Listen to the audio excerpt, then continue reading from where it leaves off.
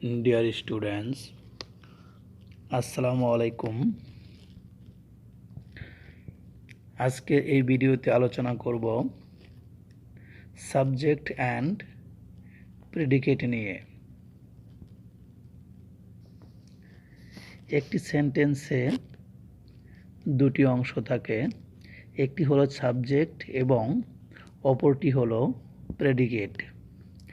সাবজেক্টের বাংলা হলো উদ্দেশ্য এবং প্রেডিকেটের বাংলা হচ্ছে বিধেয়।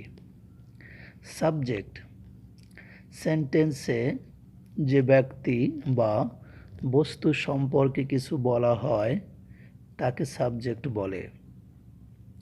প্রেডিকেট সেন্টেন্সে সাবজেক্ট সম্পর্কে যা কিছু বলা হয় তাকে প্রেডিকেট বলে। Example: Shahadat is writing a story. Shahadat একটি গল্প লিখতেছে।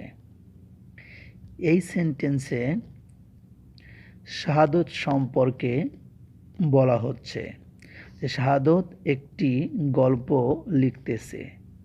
শাহাদত হলো সাবজেক্ট এবং শাহাদত সম্পর্কে যতটুকু বলা হয়েছে সবটুকুই প্রেডিকেট, অর্থাৎ ইজ রাইটিং এ স্টোরি হচ্ছে predicate. My mother cooks rice. আমার মা ভাত রান্না করে। এই সেন্টেন্সে আমার মা হলো সাবজেক্ট। তোমরা আবার কেউ ভুল করে ভেবো না যে মাই সাবজেক্ট। মাই মাদার হলো সাবজেক্ট, কুকস রাইস হচ্ছে প্রেডিকেট। এই বাক্যে আমার মা সম্পর্কে বলা হচ্ছে এবং আমার মায়ের সম্পর্কে বলা হচ্ছে কুকস রাইস।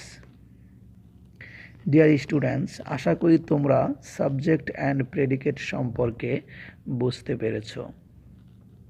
যদি এই ভিডিওটি তোমাদের ভালো লাগে অবশ্যই লাইক করবে এবং কমেন্টের মাধ্যমে তোমাদের মতামত জানাবে এবং পরবর্তী আমার নতুন নতুন ভিডিওগুলো পেতে অবশ্যই আমার চ্যানেলটি সাবস্ক্রাইব করবে।